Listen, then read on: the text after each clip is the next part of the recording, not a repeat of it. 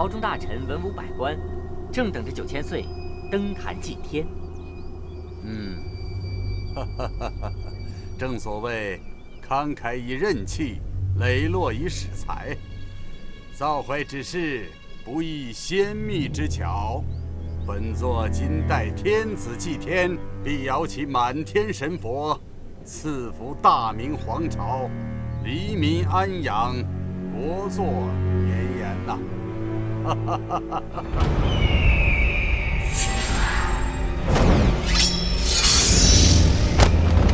魏忠贤，你这条断子绝孙的阉狗，你凭什么替天子祭天？有资格保护千岁？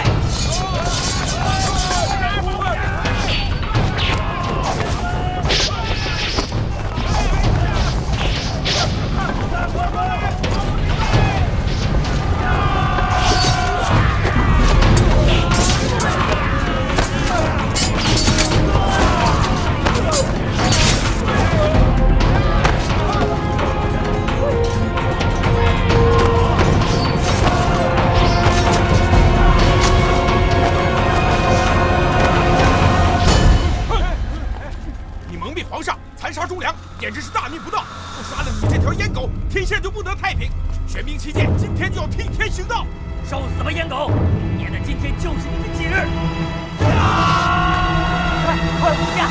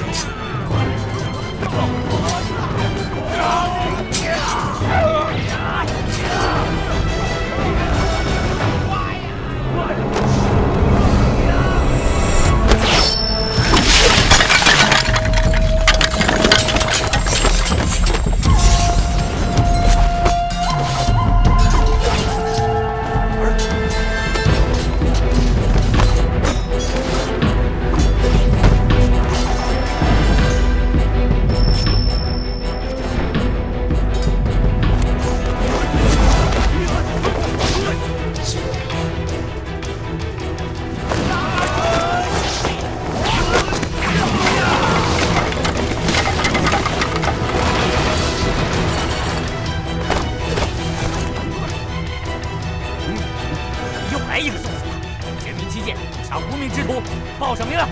神机营叶红影。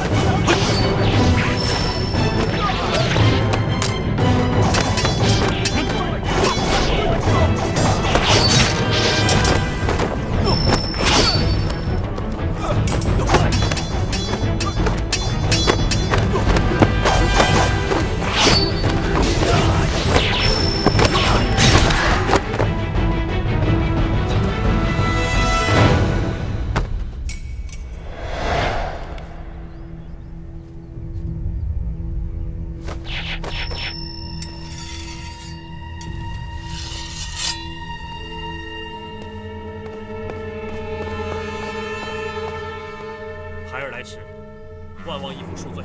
哎，来，快起来！你救驾有功，何罪之有啊？李飞暖9000岁受惊，卑职知罪。哼，全是一群酒囊饭袋。若被我儿红影及时赶到，这后果你担当得起吗？卑职护驾不周，请9000岁降罪。哼，这次就算了，但再有下次，本座要你提头来见。是。起来吧。谢9000岁。红影啊，这位东厂指挥使厉公公是自家人。久闻沈境头号杀手叶红影叶千户，9000岁有此义子，必可高枕无忧啊！啊，飞暖，我儿红影生性孤傲，初次见面难免生分，日后熟了就好了啊！你可别放在心上啊！啊，卑职不敢。看看这些自以为是的反贼，简直太猖狂了！本座扪心自问，侍奉皇上，忠心耿耿报效朝廷，劳心劳力。本座今日带皇上祭天，是为天下百姓、黎民苍生祈福。他们居然还想置本座于死地，这简直是蔑视王法，唯恐天下不乱。请义父放心，孩儿绝对不会让这些乱臣贼子为祸天下。好，不过杀几个恶贼容易，但这不过是表面文章。你可知道这危害天下的祸根在哪儿吗？请义父教诲。东林书院。这是当然。老夫虽说已经不问朝政，可是绝不能看着先皇的基业被这群阉党走狗祸害。为了天下的黎民百姓，老夫已经拟定了良策，暗中联络了各部各司的同僚以及门生。这些都是我大明朝的忠义之士，愿为我大明社稷舍生取义。只不过现在时机未到，只能忍气吞声，随波逐流。一旦条件成熟了，我们就会联络袁崇焕将军，共襄盛举，里应外合，一举将魏忠贤的阉党恶事除掉。你将这幅名册给袁将军送去。这次事关重大，我去请风尘双侠亲自护送您去辽东。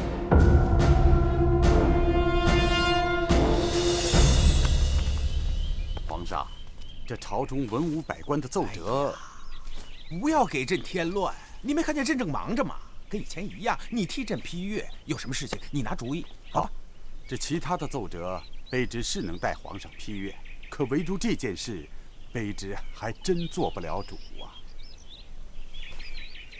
你就别谦虚了。俗话说得好，一样的米养百样的人，每个人都是有自己的天分。就像朕，最大的喜好就是做木工活，你不知道。当看到别人拿到朕的器物叹为观止的时候，朕的心里是多么大的满足。可我一看到百官，我头都痛；看到这些奏折，我就烦。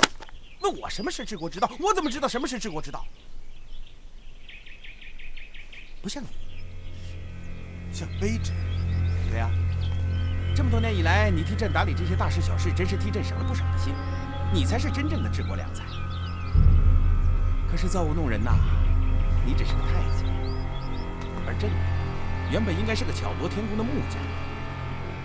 从娘胎里出来，就当这个倒霉的皇帝。卑职还是希望皇上能够流芳百世，名垂千古。流芳百世，名垂千古。历朝历代有哪位皇帝真正能够做到流芳百世、名垂千古？哪一位不是遭到后人的唾骂？唐太宗李世民杀父弑兄，晋代隋炀公杨广强占妇妾，就连我们的太祖高皇帝，不也是被后人指责说是大杀开国功臣吗？风声雨声读书声，声声入耳。国事家事天下事，事事关心。老爷，老爷，不好了，出事了！老爷，不好了，出事了！您快去看看吧，老爷。出了什么事？没看见我在讲课吗？老爷，我简直说不出口，太惨了，太惨了！那凶手简直是惨无人道啊！凶手惨无人道。哎，你说清楚，到底什么事？难道出了人命？老爷，你看，太离奇了吧！我没胡说八道，谁干的？一夜之间，我的鸡都没毛了呀！这谁呀？干这么无聊的事儿啊？那肯定是被人下毒了。谁会对鸡下毒啊？鸡会得罪谁呀？还用想吗？还会有谁？朕听说东林书院都是一些读书人啊，那个顾县城还是朕的启蒙恩师，这些人怎么可能是反贼呢？皇上有所不知，卑职查到这个顾县城召集门下，自称是东林党人，平时大放厥词，攻击朝政。如今进上这份奏折，不但把卑职说成了是祸国殃民的千古罪人，还把皇上您贬成了一位涂炭百姓的一代昏君。皇上，这干人等狼子野心，若不严惩，只怕难以照拂天下。这件事你就看着办吧。对付这些，你一向都有主意。识君之路，担君之忧，这些乱臣贼子妖言惑众，诋毁皇上，卑职绝不会对他们心慈手软。卑职早已发现东林党人图谋不轨，于是亲手编写一份《东林点将录》，密令各级官府暗中监控，待皇上您一声令下，立即将其处决剿灭。其说其内贪真，亲自南下无锡，东林老巢。王者之师剿灭叛党，如此一来，皇上您便是为万民造福，必将可以流芳百世，永载丹青史册。老实说，你想怎么剿灭反贼，朕不想过问。朕倒是想让你看看，朕的手艺最近是不是有所长进？哎呀，皇上啊，您现在的手艺那可真是今非昔比啊！就是鲁班在世，也会自叹不如啊！真的？您的这一片苦心，就是世人看到了，也只有一句话，那就是前无古人，后无来者呀！好，好！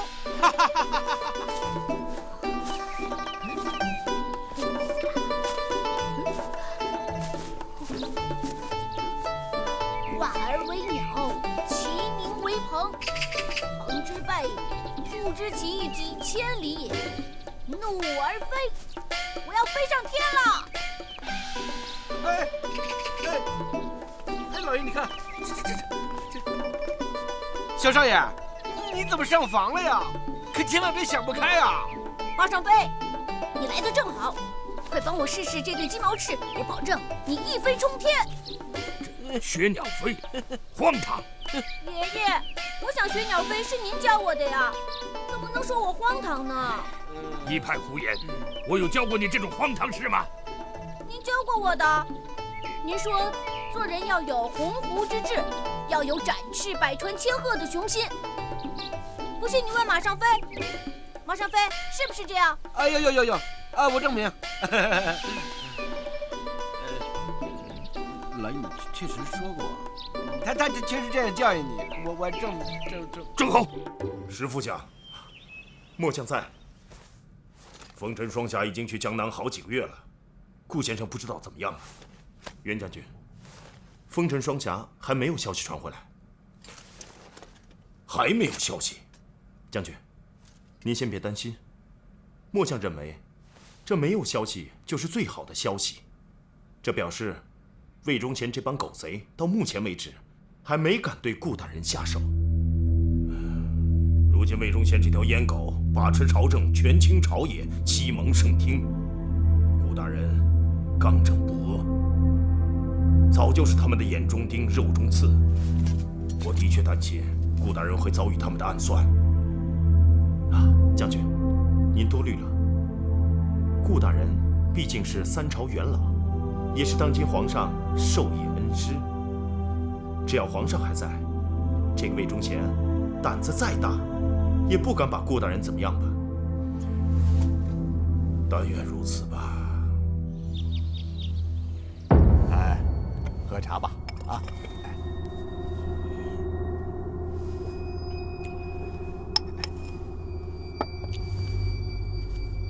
！9千岁，这回我可是不敢有半分停留。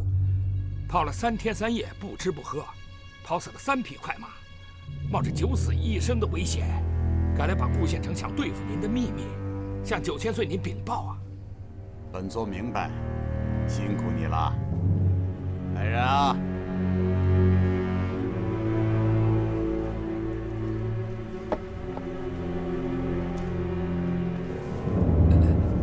这是你应该得的。谢9千岁，那我就恭敬不如从命了。哎呦，支茶！这你还不明白吗？我对你忠心耿耿，为什么你还……狗也配谈忠心？今天你可以为了银两出卖你的主人，明天你就同样可以出卖我。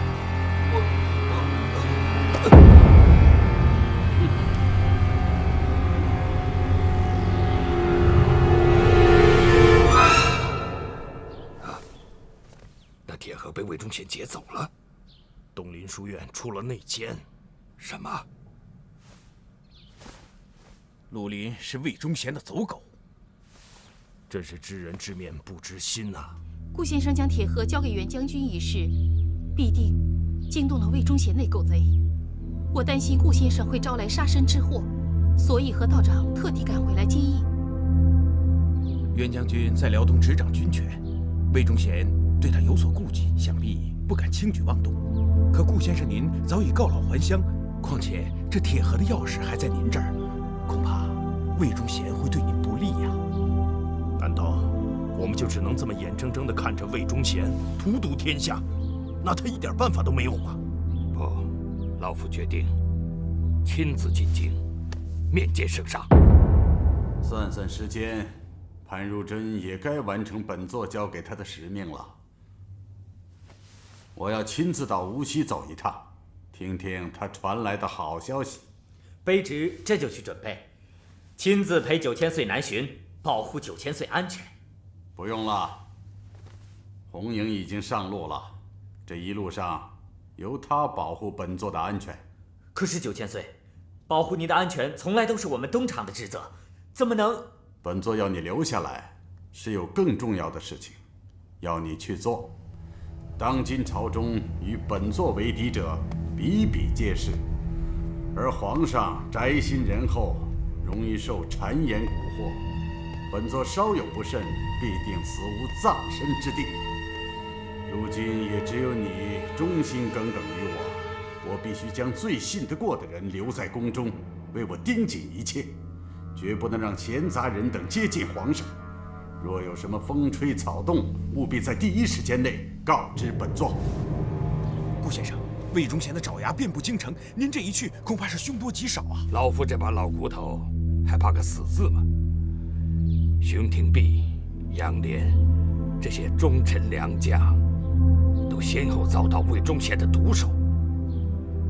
老夫没有替他们讨回公道，心里有愧呀。杨涟的女儿如今下落不明，老夫实在对不起诸位大人，更对不起先祖皇帝的重托。其实我们早就想带杨姑娘来与先生会合，无奈杨姑娘坚持不肯，她害怕自己的戴罪之身会连累了先生您啊！哎呀，这傻孩子，一个人孤零零的，我怎么忍心让他一个人流落在外？快带他来见我。先生不用担心，我已托人带话给冬青姑娘，她会尽快来东林书院拜见您。当真？9千岁，没听说皇上有什么病啊？这方子补身的。补身？别多问了，记住，给皇上送药的时候，要派个信得过的人去。还有，这方子千万不能落到外人手里，明白吗？明白，卑职完全明白，请9000岁放心。但愿这次潘如真能替本座找到打开铁盒的钥匙，否则对本座太不利了。9000岁，不就是个铁盒子吗？我们完全可以派人把它撬开。这可不是普通的铁盒，我已经找了很多能工巧匠。这盒子里装有机关，如果要强行打开，盒里的东西就会立刻被焚毁。9000岁，您不是说这铁盒里的东西对您不利？那毁了岂不是更好吗？别看如今满朝文武人人尊称本座一声9000岁，可是知人知面不知心呐。我心里清楚得很，暗地里想要置本座于死地的人，那是大有人在。想要除掉这些乱党，可就全靠这铁盒里的东西了。等到铁盒打开之日，就是将这些乱党一网打尽之时。请恕卑职斗胆再多问一句，这铁盒里的东西是东林党名册。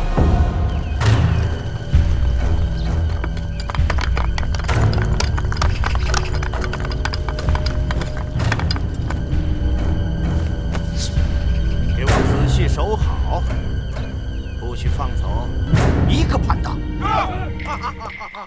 哎呦我的！小少爷，差不多了，咱们下去吧。啊！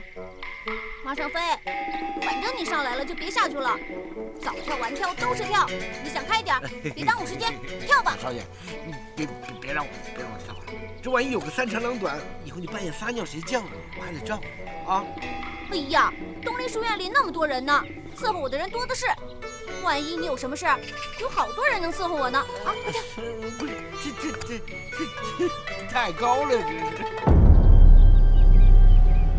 预备。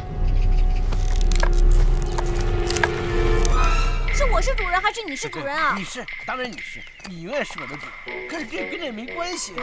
那你就得听我的，我要你像只鸟一样勇敢地飞出去。小鸟？你小时候你见过这么大的小鸟吗？再说也没这么肥的呀。我给你2条路，一条是死路。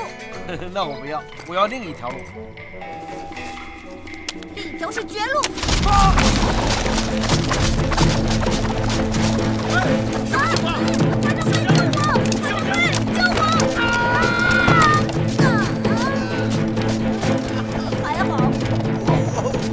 受伤了就是我呀！不好了，顾先生，锦衣卫杀进来了。这，顾先生，怎么办呢？真的出事了！一定是魏忠贤派人来，想把我们赶尽杀绝。诸位属下，你们保护顾先生先走，我去引开他。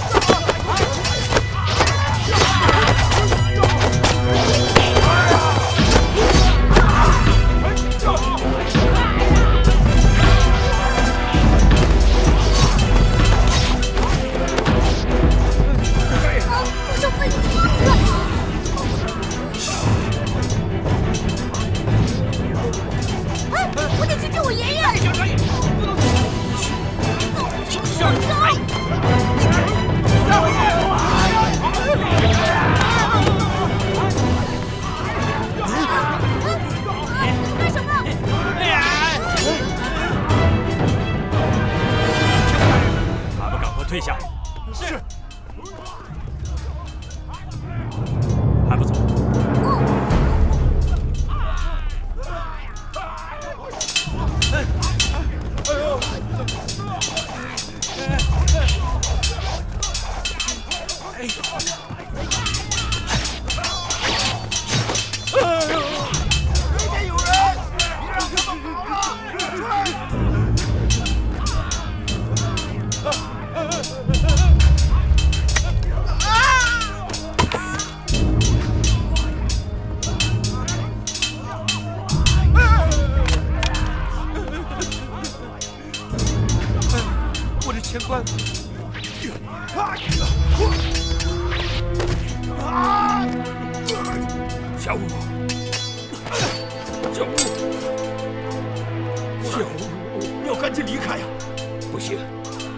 数有上百口人，我岂能不管？可是现在不是逞强的时候啊！可是，顾大人，你别忘了，要是你的官印落在奸人手里，那名单上的忠义之士必死无疑啊！就连袁崇焕将军也难逃牢狱之灾呀！小武，顾大人，为了大局着想，走啊，走啊，快走！走啊！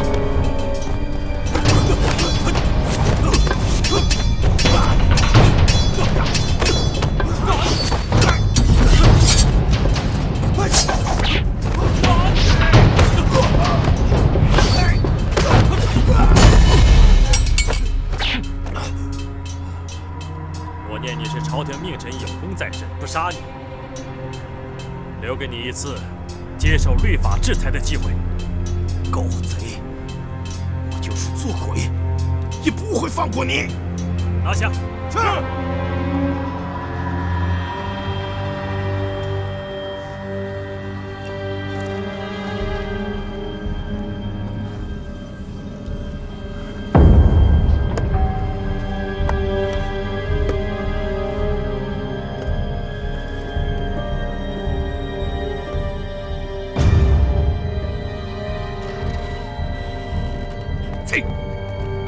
爷爷，是我。圆圆，你没事吧？我没事，爷爷，我好害怕呀。别怕，跟爷爷走。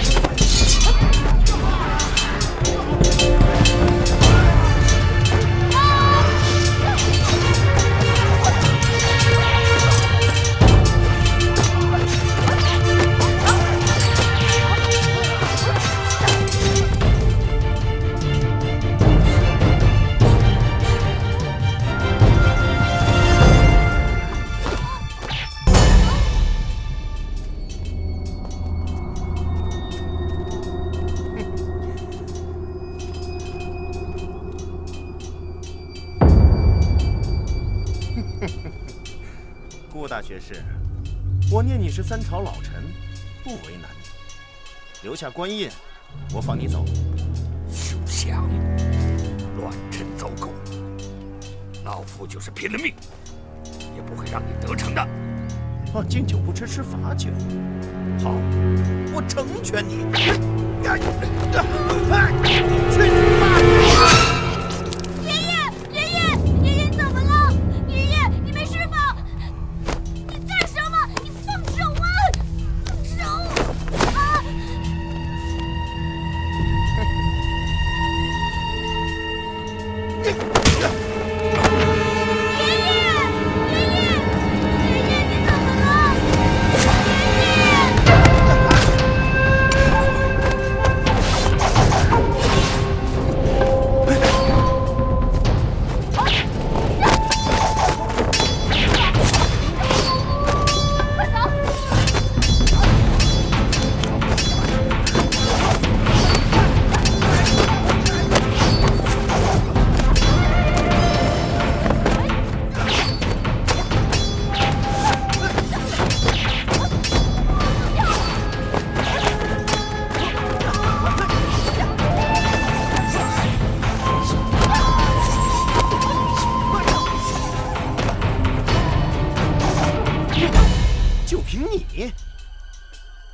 摘下你的面纱，看看你是何方神圣！狗贼，你残杀无数忠良，今天我要替天行道，要你的狗命！要！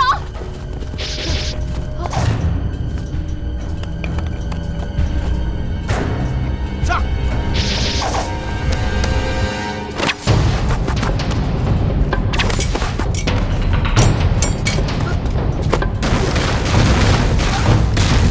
快走！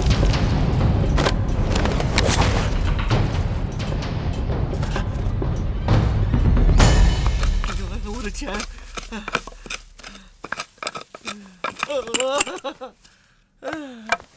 哎呀！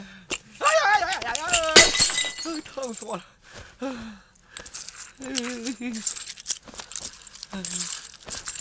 去看看那边有没有人。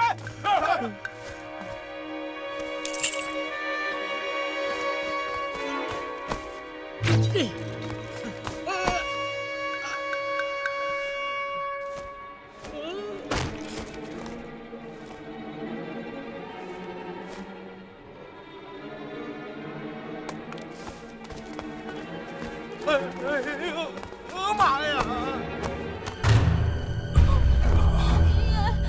关门！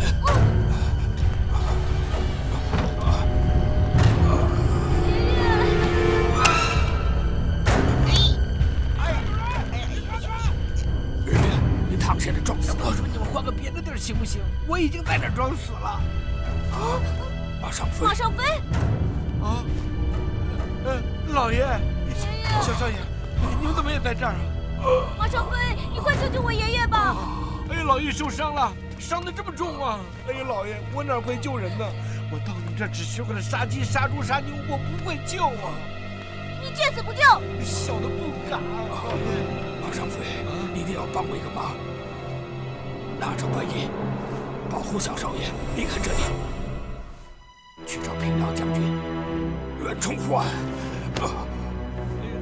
你太高看我了，我就是一厨子，哪干到那事儿啊？我只会煎炒烹炸，你还是求别人吧，老爷。你干什么呀你？对不起，对不起。我知道你没什么出息，找上你我千百个不放心。可是这东陵书院，死的死，抓的被抓，只有你了，我只好把人怨托付给你。老爷，你太会聊天了，哪有这么求人办事的呀？你要是不答应，我死不瞑目。啊！哎呀！爷爷！哎呀！爷爷！爷爷！哎呀，老爷，你别这么瞪着我呀！我没抱过死人，老爷你别在我怀里去呀，老爷！我老爷，我答应你，我答应你，我答应你。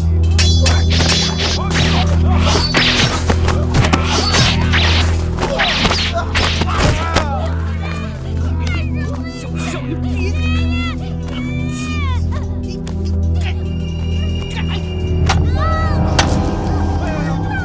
倒霉的观音不赖我，对不起，对不起。我小少爷，这是宝贝。救我爷爷呀！干什么呀你？爷爷！别叫！放开我！哎呀哎呀！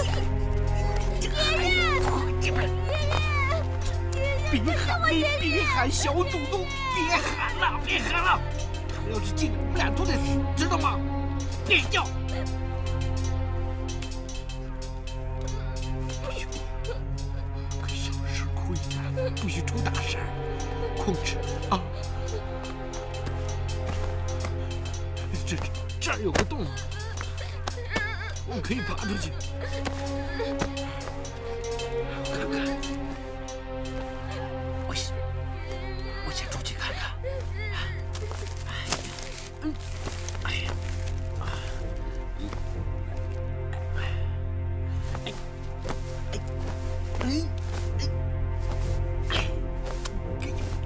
卡住了，小少爷，快帮帮我！快点！我使劲呐！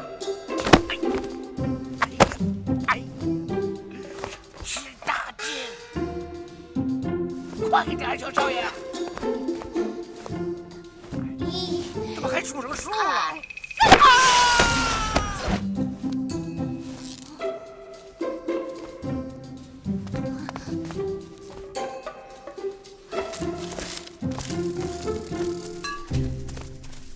花姨，你就别再拦着我了，我必须要回去。今天要不是我发现的早，一路追过来，你现在早就被那些官兵抓起来了。亏你还长了一双水汪汪的大眼睛，你瞎了？你没看见那么多官府的人都在那儿？你别忘了，你的真实身份要是被人发现了，那可不是闹着玩的。你现在可是戴罪之身，你知道吗？花姨，你都看到了，那么多官兵把书院给围住了，顾大人他一定会有危险的。我原本今天是想去看望他老人家的，可是没想到，天下想不到的事儿多了去了。当年我堂堂一个将军夫人，现在却成了醉月楼的老鸨。东林书院出了事，你以为我不着急啊？你也看见了，这么多的官兵，就单凭你我2个人的力量，怎么能救得出书院那么多的人呢？弄不好，你我2条小命都得搭上。能救一个人是一个人，我顾不了那么多了。好，你杨冬晴不怕死，我赛花花也豁出去陪着你一块儿了。可你想清楚了，咱们要是这么一去的话，万一把身份给泄露了，那醉月楼肯定也跟着没了。这醉月楼没了，那些被魏忠贤残害的人可就少了一个藏身避祸的地儿了。可是怀疑我，听我的话，先回醉月楼，商量好了再做决定。快点啊！你干嘛？快点！我屁股疼。你还屁股疼，脑袋都快掉了。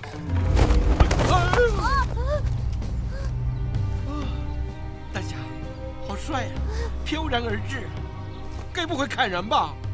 腰上系的沉甸甸的，可是你家老爷留下的官印。崇拜，可这不能看出来，火眼金呢。留下官印，可饶孩子不死。饶他不死，那我呢？去死吧！住手！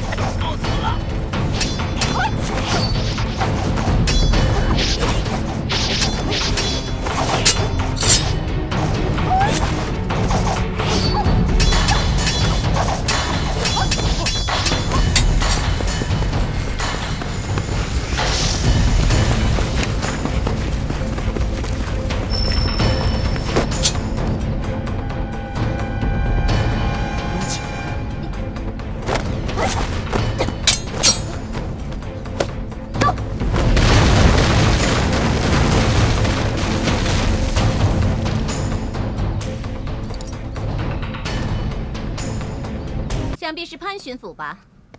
我今天来是想……我知道你想什么，你是想要人是吧？好说呀，告诉我哪个反贼的家眷，我会帮这个忙的。就冲你这张小脸蛋儿，我也会。哎，放肆！哎，对付你们这些人，本府向来都很放肆的。姓潘的，你要是再不放手，小心我把你那条手给卸了。哎，好大的口气呀！竟敢恐吓朝廷命官！来人，把他们给我拿下！谁敢？睁大你的狗眼，给我看清楚了！9000岁清廉，潘大人跟我叔叔混了这么长时间，你不会不认得这道令牌吧？你叔叔？那姑娘你是？我家姑娘是当今9000岁的亲侄女。潘大人，你不会不知道我魏方宗是谁吧？哎呦，恕在下有眼无珠。常听9000岁提起姑娘，只是一直没有机会见面。请姑娘恕在下无礼。既然知道，还敢对我家姑娘无礼，该打！慢着，好歹人家是巡抚大人，给人家留点面子。哎呀，多谢姑娘大量，择日本府必定备其厚礼，向姑娘谢罪。哼，厚礼是山珍海味还是奇珍异宝？你当本姑娘是没吃过没见过吗？我倒要看看你有什么奇珍异宝，是我叔叔哪儿没有的。哎呦，那可不敢。不知道下官有什么可以效劳的，姑娘尽管吩咐。我只想要你帮我做一件小事。请姑娘直说，下官在所不辞。我要你帮我找一个人。找人？哎呦，这事儿容易，我现在就派人，就是把无锡城翻个底儿朝天，也一定把姑娘要找的人给找出来。哎，别说找一个，就是找几十几百，也不是个什么难事儿。姑娘，你要找的是谁呀？我要找那么多人干嘛？我只想找我的红影哥哥。红影哥哥是谁啊？神机营的千户大人叶红影，他是我的红影哥哥，智慧敏捷，聪明过人，像狼一样的冷静，一样的冷血。他出手急如风，快如电，比豹子还矫健。他有苍蝇般的眼神，执行任务的时候总是能洞察先机。他龙行虎步，走路的时候每踏出一步，不多不少只有10寸。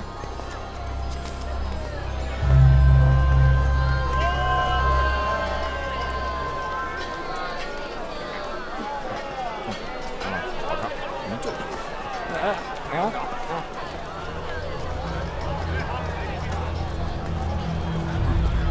看见没有？看人家这一身行头就不一样，大侠呀！是啊，大侠就是不一样，太帅了。他帅，我不帅。谁让你看他人呢？看他钱袋。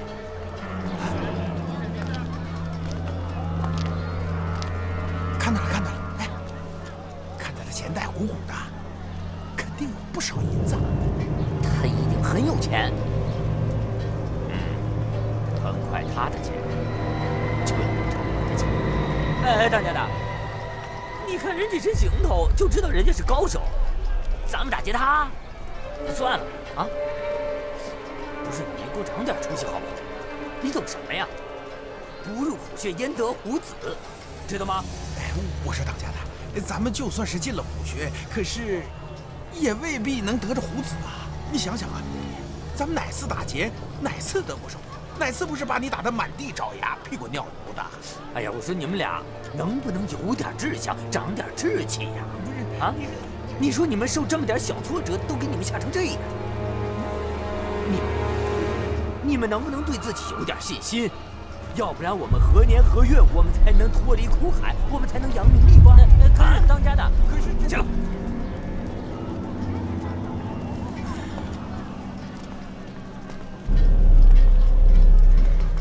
决定了，就拿这头肥羊开刀。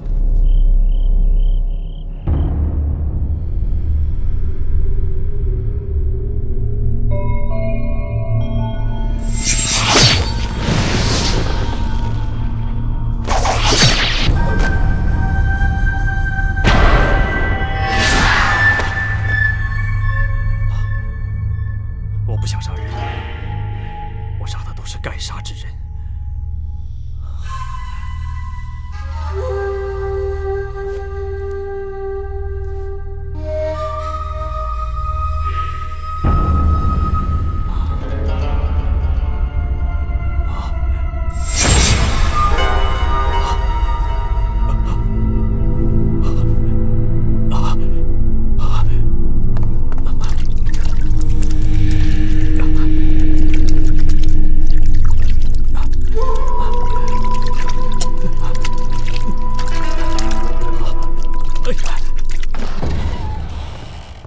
哥哥，真的是你啊！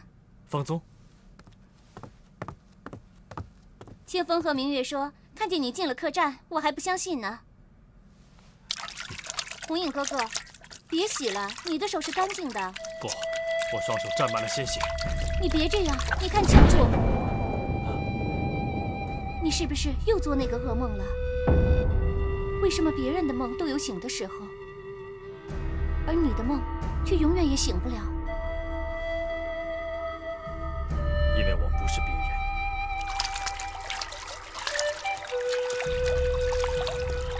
你忘了带这个。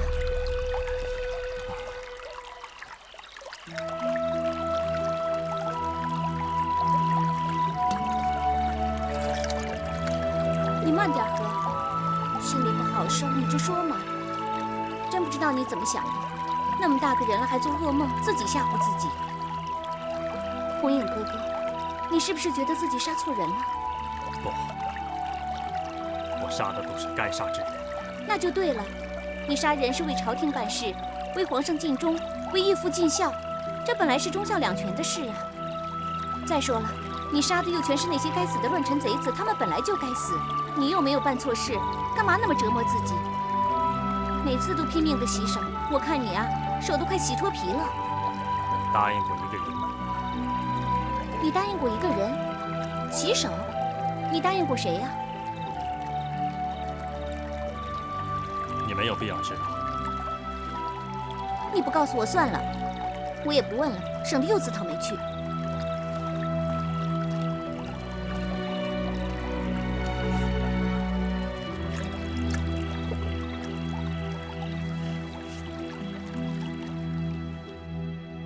将军，没想到魏忠贤这个狗贼，真的敢对顾大人动手。恐怕现在和东林书院沾点边的人，都被这阉狗魏忠贤，你这无法无天的阉宦！石副将听令，末将在，即刻随本将进京面圣，我要当着皇上的面弹劾魏忠贤这个老贼。将军，万万不可！大胆！军令如山，你敢抗命？末将不敢抗命。只是将军，此事非同小可，万望将军您三思啊！三思？我还要三思？顾大学士、熊将军，哪一个不是忠心耿耿、为国为民的忠臣？魏忠贤这老贼，为了夺权，不停地捏造罪名，将他们一个个置于死地。再这么下去，朝廷早晚是魏忠贤的，大明朝早晚要毁在这个狗贼的手里。可是将军，魏忠贤，他现在是皇上的宠臣，权倾朝野。如果将军您贸然回京，一定会中了这个奸贼的暗算，惹来杀身之祸呀！哼！我袁崇焕，自从军之日就将生死置之度外，为了皇上，为了我大明江山，即便是株连九族，我也要除掉这个奸贼。将军义薄云天，天下皆知。可是，这个人生死事小，顾全大局为重。将军，请三思啊！那依你之见呢？风尘双侠仍在江南，东林书院出了这么大的事，一定会传消息回来。将军，不如略等几天再做定夺。上苍有眼，佑我忠良。如果铁盒里的秘密落到了魏忠贤的手里，不知道又有多少忠良义士要遭到他的陷害。二位不用担心，我听顾大人说过，没有钥匙，即使魏忠贤撬开铁盒，也什么都得不到。那钥匙在哪儿啊？哈，铁盒的钥匙其实就是顾大学士的官印。只要找到这枚官印，我们把它毁掉，就可以救多少人的性命啊！但愿这官印还没有落入那狗贼的手里，这个东林书院就没有人活下来吗？不太清楚。事已至此，我们必须通知袁大将军。袁大将军，顾老先生不幸身亡，东林党人群龙无首，袁崇焕将军现在手握重兵，我想魏忠贤再傻也不敢对他动手，所以我们必须把这里的情况赶快告诉他。哎，可是这个袁大将军现在远在辽东啊，这个我们怎么可以？放心吧，我和师太这就以最快的速度赶往辽东，禀报袁将军。忍住啊！哎呦，疼死我了！你存心害我吗你？我怎么会存心害你呢？小少爷，我阉鸡、阉鸭、阉狗之后啊，每次都用这种草药给它服上，过2天就好了啊。什么？给畜生上的药？你把我当什么东西了？你不是东西。什么？不，你不是东西。不，你是。不，你不是，你什么都不是，你就是我的小少爷。小少爷，为了你，我上刀山下油锅，什么都干。哎呀，不要说那么多了，我要你陪我回书院找我爷爷。哎呀，小哎，你这个人怎么不听主人的话呢？小少爷，要不要我现在就送你去阴曹地府见你爷爷呀？你们是什么人啊？啊，这打扮看不出来吗？山大王，要想活命，把钱留下。英雄，要钱真没有，要命就一条。那就拿命来！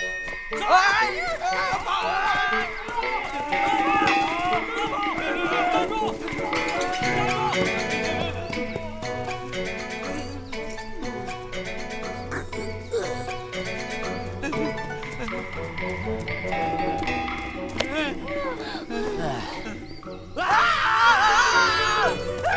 流氓啊！站住！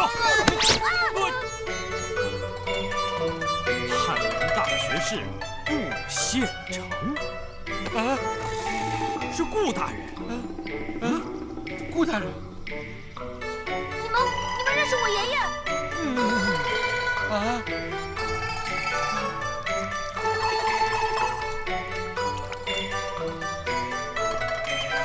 马壮士，你赤胆忠心，保护少爷。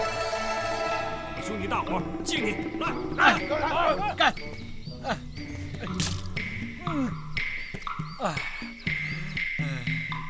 其实我保护小少爷，不是因为什么赤胆忠心，只是怕老爷变成厉鬼来找我。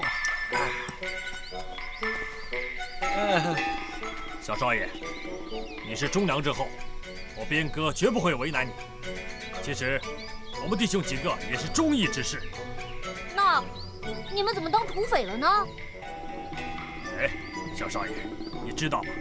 其实我们哥几个以前都是在朝廷里当差的，因为得罪了阉狗魏忠贤的党羽，被罢官流放。为了生活不得已，才当起了土匪，拦路劫道。那你们也挺不容易的吧？有什么办法啊？为了表示心意，我愿意把我们攒下来的一点银子拿出来，孝敬二位当盘缠。啊，拿去花吧。好，谢谢，谢谢。客官，您看喜欢哪把？这几把都一般。哦，我还有一把震天宝剑。哎，小儿过来帮忙。哎，好嘞。慢点。你。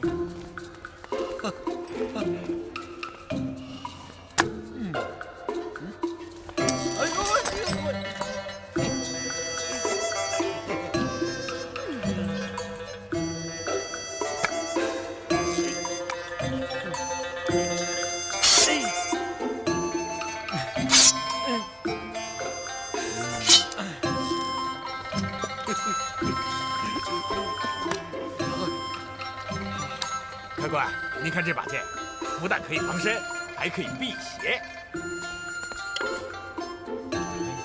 好剑。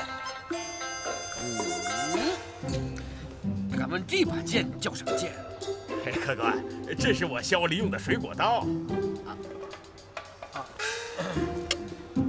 客官，您挑了这么多把剑，不知道你要买哪把剑呢？我想选烟剑。哎呀，你用什么成剑？你买剑干嘛？这你就不懂了吧？越是功夫不够，越要行头来凑，让人一看就像个大侠，要不然就被人欺负。干嘛？小少爷，你看你这衣服太难看了，脏的呀，都破了。我等会儿出去看看，附近有没有卖衣服的，帮你买一身，换上。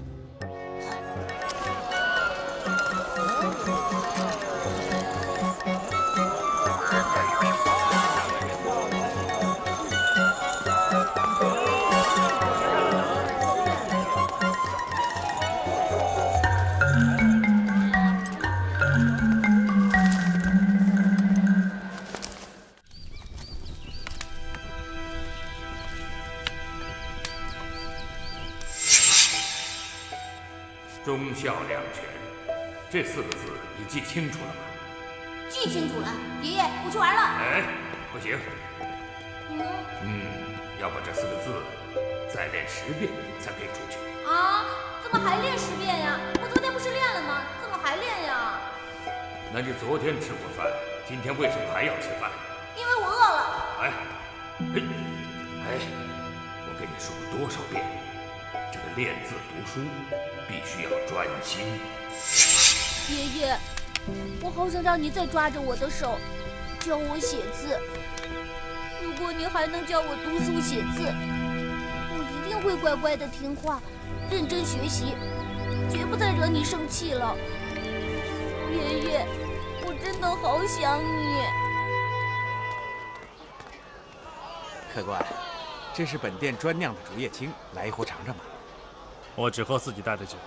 哦，哎，等一下啊！见过这2个人没有？没有。啊，没事。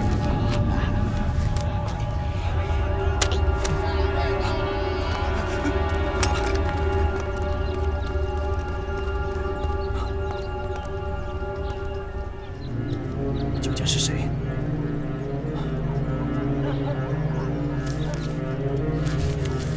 长安茶店不见不散。哎呀，哈哈哈哈！小少爷，看看野菜蘑菇汤，快来，趁热。干嘛呢？怎么了？饿晕了吧？快！我不饿，我想爷爷。哎呀，天哪，熏死我了！你这么小年纪，要经历这么多生死离别，确实难为你了。孩子，不想这些了啊！天塌下来有大个顶着，喝了它啊！你这什么呀？这你都不知道啊？我告诉你啊，看这边，看到了吗？我刚刚采的野菜蘑菇汤，快喝！我不吃野菜汤，我要吃烧鸡烧鸭。还有，我们为什么要住在这儿啊？我要住客栈。小少爷，那个鸟人在到处追杀我们，你知不知道？我们在这儿大吃大喝，到处招摇，要被人发现，那不送死吗？我不管，我就要吃烧鸡烧鸭。我爷爷说过，人呐，想吃什么就吃什么，那是因为你身体里缺什么，才会想吃什么。我就要吃好吃的。歪理邪说，想吃什么就说明肚子里缺什么呀？那狗吃屎，肚子里缺屎啊？鸟吃虫，肚子里缺虫啊？你别跟我说这些歪理了，哎呀，我不理你了。行了，小少爷，实在不行忍一忍，克服一下啊。没那么多钱，吃好的喝好的。那些好土匪不是给了我们好多钱吗？那钱得省着花呀。你这是什么时候才能找到袁崇焕大将军啊？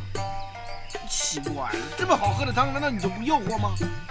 你看，我这就香，喝了。我保证，你喝了还想再喝。哎，干什么呀你啊？浪费，好喝也不能这么喝呀，是不是呛到了？没呛着，你煮的汤太难喝了。胡说八道，绝对是胡说八道，肯定是胡说八道。我煮的汤怎么会难喝呢？你尝尝啊。我是想让你先喝，我再……那行。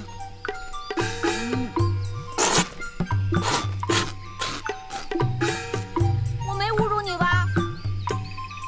是个菜侮辱了我。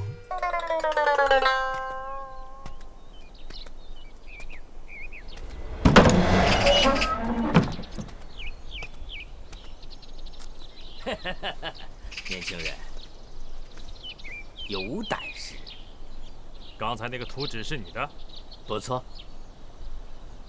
看来你的悟性挺高。我给你的信那么深奥，你都能看得懂。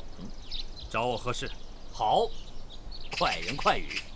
那我也不多废话，江湖告急，想借你身上一物。江湖告急，想借我一物。剑在人在，你想借剑，死了这条心吧。我对你那把破剑没兴趣，我是对你那个有兴趣。荷包，原来你想打劫，聪明，那就得看你的本事了。哼，那就别怪我心狠手辣的。降龙18掌，嗨，嗨，嗨！金银白骨爪，嗨！我抓死你！想跟我动手，再多练几年吧。我没师傅教。教你。好，手抬高，脚抬高，腰收紧，挺胸，收屁股。哎呦，疼死我了！哎呦，你们两个见死不救啊！快出来救我呀！来了！兄弟，关键时候不会丢下你！臭小子，兄弟来了，你赶快出手救钱吧！救钱！一起上吧，省得我费事。好呀！哎呀！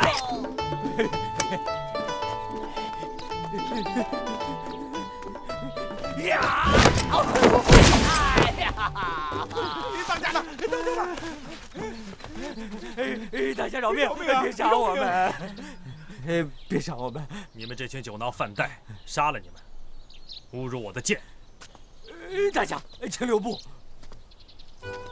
怎么，还想挨打？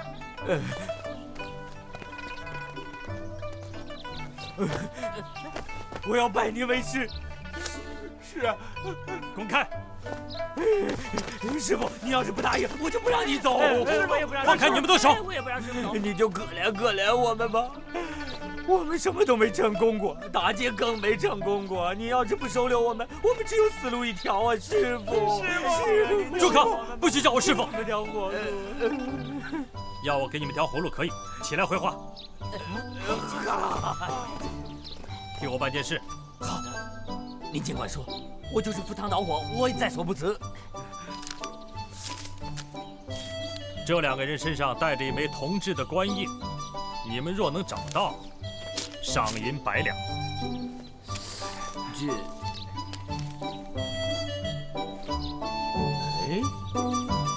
这不是偷看我拉屎那俩吗？哎，少爷，看我这么走路像不像？